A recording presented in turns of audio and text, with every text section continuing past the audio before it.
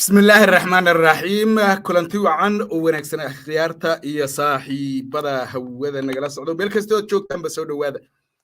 رئيس الوزراء هذا الكيتوبيا أيا دوان وحبو قشو كيميد ديغانكا سوماليدا إساقا إيو إن maamulka kale ee dalka Ethiopia ayaa xaggan u soo ruqaansaday jigjiga halka shir bay ku qabsadeen arrimo badan kulli iyaga de u gaar ahaa bay ka wada hadleen arrimaha muhiimka ah ee si weyn loo hadal hayo baraha bulshadana qabsaday qaar badanna ka xanaajiyay dad badanna ay soo dhaweeyeen ayaa waxa uu yahay hadal ka soo yeeray ra'iisul wasaaraha dalka Ethiopia ra'iisul wasaaraha Ethiopia Dr. Abiy Ahmed Ali oo khudbad ka jeedinayay beeraha magaalada ama degmada Tulli Guuleed ee gobolka Faafan ayaa waxa uu ka hadlay beerahani waxtarka Ethiopia ay u leeyihiin iyo in Ethiopia ay horumar baraare iyo barwaaqo ay u horseedayaan dadaal badanna Ethiopia gelinayso haatan wixii ka dambeeyana waxa uu soo qaatayba yacni in iyagu ay raashinka u kala diri doonaan dalalka bariga Afrika oo ay quudin doonaan maadaama iyaga in badan la quudinayay waxa uu ku leeyahay qabandiga ka soo baxa meeshan la yiraahdo Tulli Guuleed oo jigjiga duleedkeeda ah ayaanu adduunka u qaybinaynaa okay taa marka laga yimaado hadal taariikhda galay dad badanna ka cadhaysiiyey ayaa ra'iisul wasaare Abiy Ahmed Ali oo si kaftana u yiri ra'iisul wasaaruhu isaga oo ka hadlaya ama muujinaya xoogaa maaragtayto ammaan shacabka reer Tulli Guuleed iyo dadka ku dhaqan deegaankaas ammaan u muujinaya ayaa waxa uu yiri hadda ka hor Imaam Axmed Gurey oo reer Tulli Guuleeda waxa uu ka difaacay muslimiinta Soomaalida ama muslimiinta duulaankii Kirishtankii Xabashida iyo Boortaqiiska ay hogaaminayeen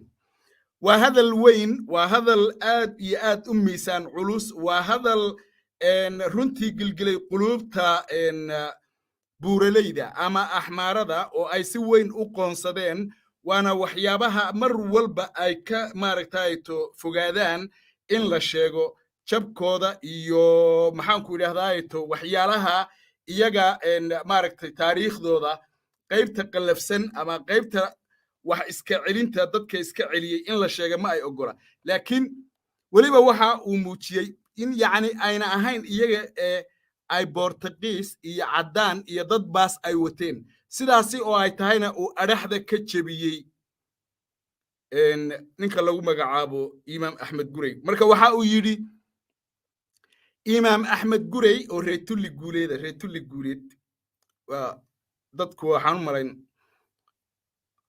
si kale haddii aan u dhigo dadka qaar badan baa laga yaabaa inaysa garanin yacni reer ahaan ama maaragtayto Soomaalidu waa kala sheegataa qoloba waxay tiraahdaa waa sidan qolo waa xagga innaga marka yuu ahaa malihin oo Abiy Ahmed nooma sheegayo cidda uu ahaa Imaam Axmed Gurey wuxuu ahaa geesi Soomaaliyeed oo caana oo la yaqaano reerka uu ahaana nooma sheegayo isagu laakiin reerkiisa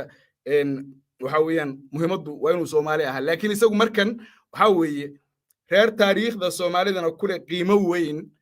rag badan oo halgamayaa ah oo geesiyaal ah oo cadawga Soomaaliyeed ay ka cabsadaan ay ka soo baxeen ayaa marka uu ku tilmaamayaa oo Imaam Axmed Gureyna uu ka mid ahaa waana xaqiiq ama ha u dhasho ama yuusan u dhalanin laakiin qoyskaasi Tulli Guuleed degaa inay yihiin hormuudka marka laga hadlayo halgan kaste oo Soomaaliyeed oo soo jiray inay hormuud ka ahaayeen iyagu taariikhiyan ilaa iyo haddana maaragtayto ay muuqdaan oo ay yihiin maxaan ku yidhaahdaato reer aan qarsoomin marka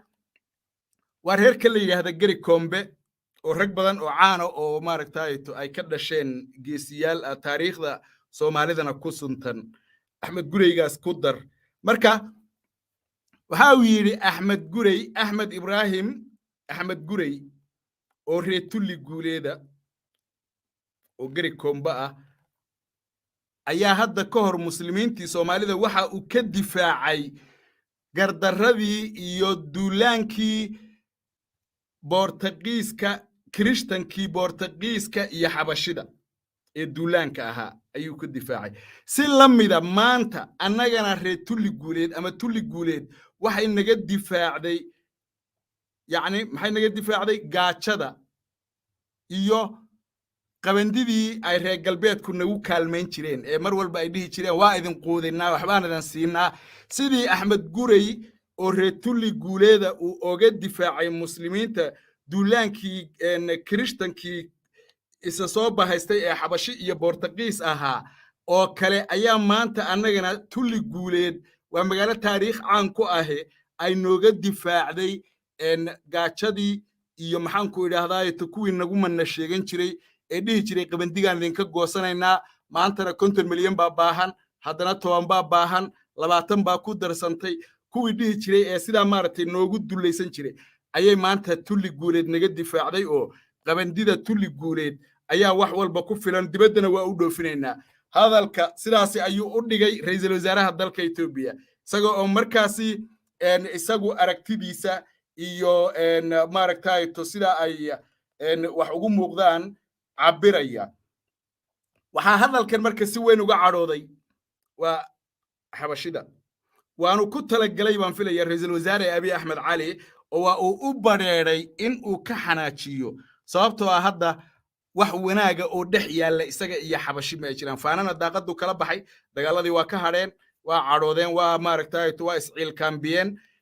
isagii say filayeen waa noqon waayeen nin jilicsan oo marka lagu qaylqayliyo cararaya inuu yahay u haysteen waa carari waayey marka waa uu ku talagalay aragtidayda sida ii muuqata waayo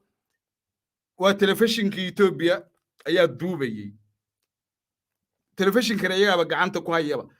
axmaaro tiro badanna waa garba fadhiday rasuul si cad wuxuu u yidhi sidii axmed gurey kirishtankii boortaqiiska iyo xabashida uu uga difaacay muslimiinta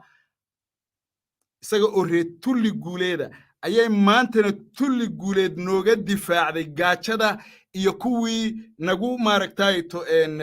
guulguulayay ee nagu gumaysanayay qabandibaan idin siinaa haddaba axmed ibraahim gurey الغزالي أحمد إبراهيم قري إمام أحمد قري الغزالي تاريخ دي سو كوبان تاريخ ده وسو حكتي أو ير كوبان هدي أن دول مرة وحاو كل شيء اللي هذا سند كن يو سديد بقول أما كن يا أفر بقول يسديتن يسديد دي كن أفر بقول سديتن يسديد دي كان كا هو بطل لقوم مجعابه إن واحدة إن محام كل هذا مجرد هرر halkaasi ayuu ku barbaaray aabihii baa dhintay markuu aabihii dhintay hooyadii ayaa waxa ay ula soo kacday dhinacan saylac halkaasi ayaana uu iga raaleehada halkaasi ayaana uu dugsi quraanka oo uu xaggan ku soo bartay ka sii watay waxa uu ahaa wiil yar oo firfircoon aad iyo aad maaragtay uga dhex muuqda carruurta da'diisa ah markii uu barbaaray ama uu kobcay waxa uu ku darsaday yani firfircoonidii fardafuulnimo iyo taatikooyin ama xeelado rabbaani ah oo isaga ilaahay uu gaar uga dhigay oo dhinaca fardafuulka iyo maxaan ku idhaahdaa tabcooyinka dhalinyarada kale ee la legdamaysa uu dheer yahay ayaa bannaanka ku soo dhacay waxaa sidoo kale uu ahaa geesi aan ishiisa mudac marin kadib markii uu weynaaday ee uu qaangaadhay waxa uu noqday qof aruursan oo bulshada aan inta badan fagaarayaasha iyo goobaha maaragtay dhalinyaradu ay ku ciyaarto ama ay isugu imaato aan ka soo muuqanin buu ahaa qof yacni go'aan inta badan gaar ah gooni socda ayuu ahaa waxaanu bilaabay in uu magaalada saylac ka aruuriyo dhalinyaro abaabulo oo afkiisa inta uu ula baxo dhalinyarada uu muujiyo khatarta ku soo foolle Soomaalida ee kaga soo foolle dhinaca iyo Abyssinia ama dhulkii la dhihi jiray ardul xabash xilligaas iyada ah waxaa markaas jirtay boqortooyo ama saldanad la yiraahdo saldanada awdal ayaa jirtay oo ka jirtay saylac iyo qaybo badan oo ka mid a geyiga soomaaliyeed kadibna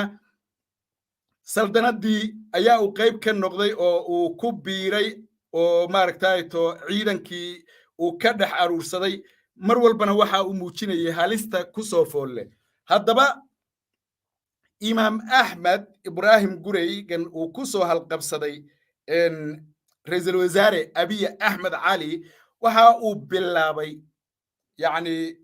sanadii kun iyo waxaa la yidhahdaa 521 qiyaasta ayaa uu bilaabay dhaqdhaqaaqyadii ama dagaallo ay dhex mareen ciidankii isagu uu hogaaminayey ee hormuudka uu u ahaa iyo ciidankii